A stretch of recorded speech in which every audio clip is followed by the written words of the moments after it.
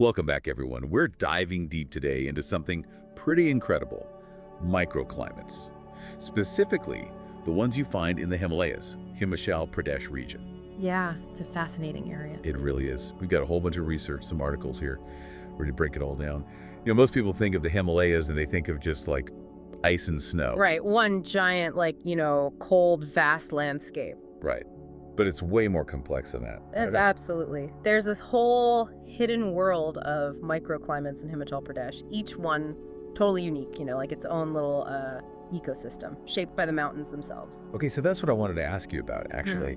How do the Himalayas actually create these microclimates? It can't just be like the altitude, right? Well, altitude is definitely a big factor. Think of it like a temperature dial. The higher you climb, the colder it gets, creating these distinct zones, each with its own plants and animals that can survive there. But it's not just about the temperature. The Himalayas also act as a massive barrier, like a wall almost. They influence weather patterns in really interesting ways. Yeah, like the rain shadow effect. Exactly. Imagine monsoon winds all packed with moisture coming in from the southwest. They hit the Himalayas and, well, they're forced upwards. That air cools super fast, and as it cools, it can't hold as much moisture. So you get these massive downpours on the windward side of the mountains. Ah, okay, so that explains why areas like Kangra and Kulu are so green, right? So much rain. What happens on the other side of the mountains? Well, that's the rain shadow. The air descends on the other side, it warms up, and it gets much, much drier. So you end up with arid conditions, almost like a desert, like Spiti and Lahal, for example. It's incredible, really. You can go from a dense forest to a barren landscape, all within a short distance, just because of the mountains and how they affect the rain. Wow, I'm picturing it now. Pretty dramatic. So it's not just rain, right? What about rivers? I'm guessing they play a role in these microclimates too, don't they? Oh, for sure. Rivers like the Bees and the Sutlej, they're key players. They're like natural heating systems. They help moderate the temperatures in the valleys, keep things a bit warmer, and that means that that agriculture can actually happen in places that would be, well, too cold otherwise. Like the river's warmth kind of creates a buffer against that, against the colder mountain air. So these rivers are creating these little pockets of agricultural possibility. Right. Pretty amazing, huh? Yeah. What else is at play? Anything else that makes these microclimates so unique? Well, have you ever heard of river fog? River fog? No. It's this cool phenomenon.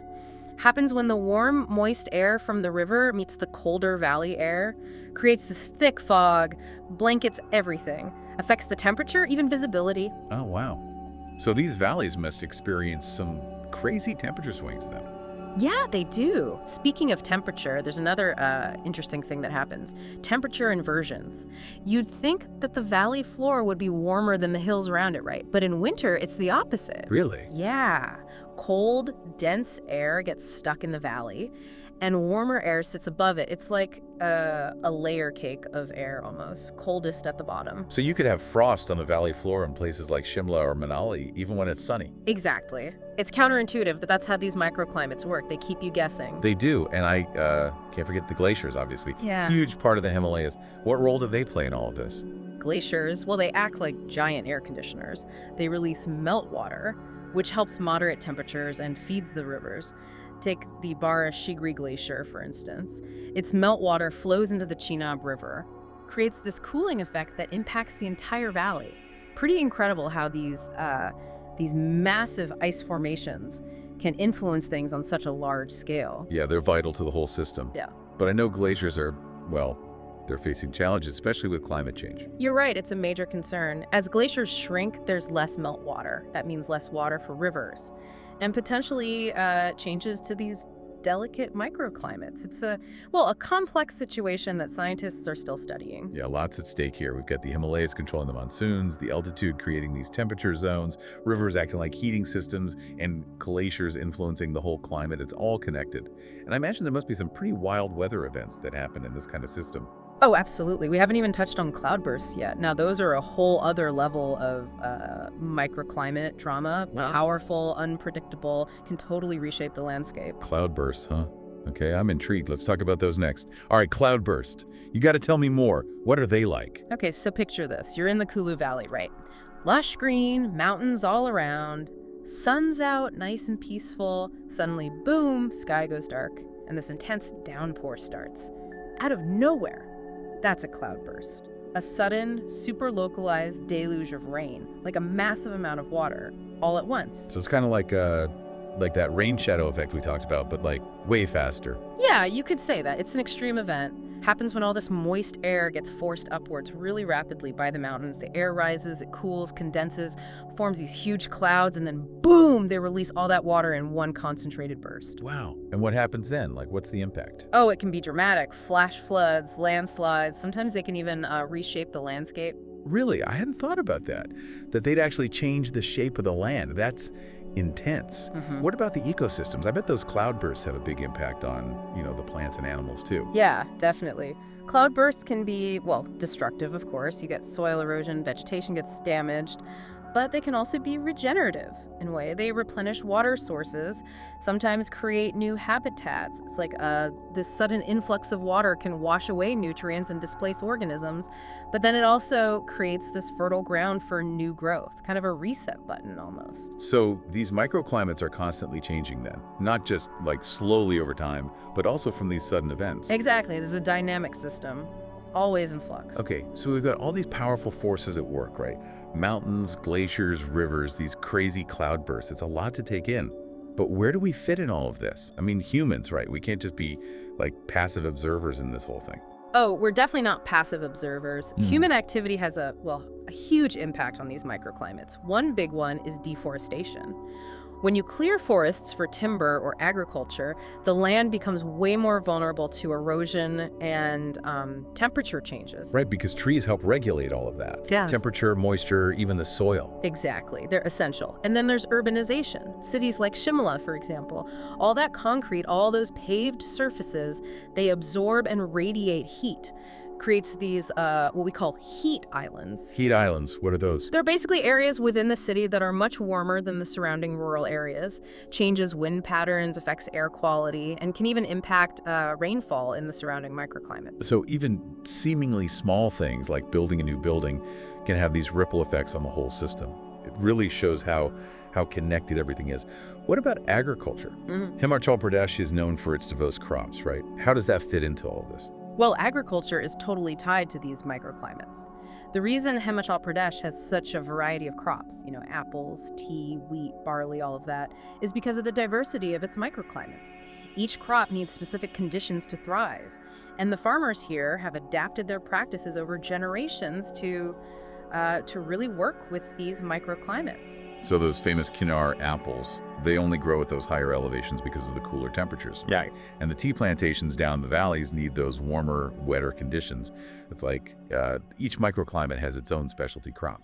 Exactly. But even traditional agricultural practices can have unintended consequences. Like if you use too many pesticides or, unsustainable irrigation methods, you can degrade the soil and pollute water sources. And that affects the balance of the microclimate. It's a tricky balance then, finding ways to maintain those agricultural traditions while also protecting the environment that makes it all possible. Yeah, it's a challenge. But there are communities doing some really inspiring things. Some are going back to traditional water harvesting techniques to conserve water. Others are exploring organic farming to reduce pesticide use. And there's a growing movement toward agroforestry, where you integrate trees into farmland to increase biodiversity and soil health. So it's about finding solutions that work for both the people and the environment, not just focusing on one or the other. Right. It's about recognizing that our well-being is completely tied to the health of these ecosystems. When we protect these microclimates, we're not just protecting biodiversity, we're protecting ourselves. I like that. It's all connected. This whole deep dive has been fascinating. We've gone from the mountains to the glaciers, the rivers, to these crazy cloudbursts, learned how they all shape these microclimates, and how even our actions have an impact. But we haven't talked much about the actual life that exists in these microclimates, the plants, the animals. I'm really curious to hear more about that. Oh yeah, that's the really exciting part. The biodiversity in Himachal Pradesh is, it's pretty amazing. Each microclimate supports its own unique web of life. Lots to explore there. You mentioned the biodiversity earlier. Like what kinds of plants and animals thrive in these microclimates? What makes it so unique? It's like each microclimate is its own little world, supporting a whole different set of life. Like take the Kangar Valley, for example. Those lush forests. So many different species there. Oh, yeah.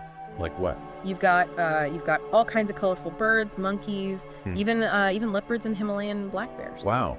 Sounds incredible. It must be amazing to see all that life, thriving in one place. What about like the higher elevations? What can survive up there where it's colder and more rugged? Oh, as you climb higher, the whole landscape changes. The forests thin out, you get those alpine meadows, wildflowers everywhere, and some tough shrubs and trees clinging to the slopes. So life finds a way, huh? Even in those harsh conditions. Pretty amazing. But with climate change and, all the human activity we talked about, what does that mean for the future of all this biodiversity? It's a tough question. Climate change is, well, it's a real threat. Temperatures are rising, rainfall patterns are shifting. That can really mess with those delicate ecosystems. Some species might be able to adapt, but others might not make it.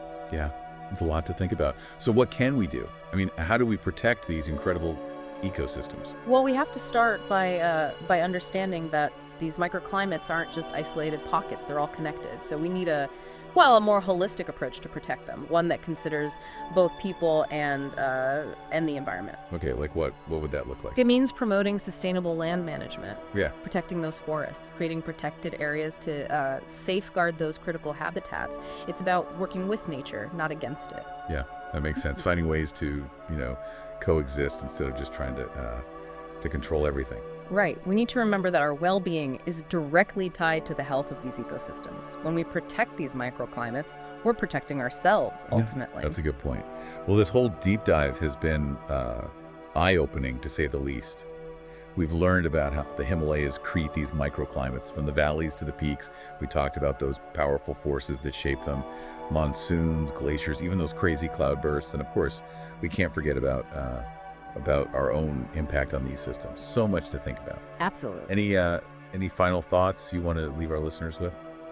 I'd say next time you see a picture of the Himalayas, or maybe even get to visit, remember that there's this whole hidden world of microclimates, these incredible systems that are so vital to the region. They're a reminder that even with all the challenges we face, there's still hope, as long as we're aware and we're willing to find solutions. Well said. And on that note, we'll leave you with this. We talked about how climate change and human activity affect these microclimates. But what about the other way around? Could these small-scale changes in the Himalayas actually impact the global climate? Something to ponder. Thanks for joining us on this deep dive. Until next time, keep exploring and keep asking those big questions.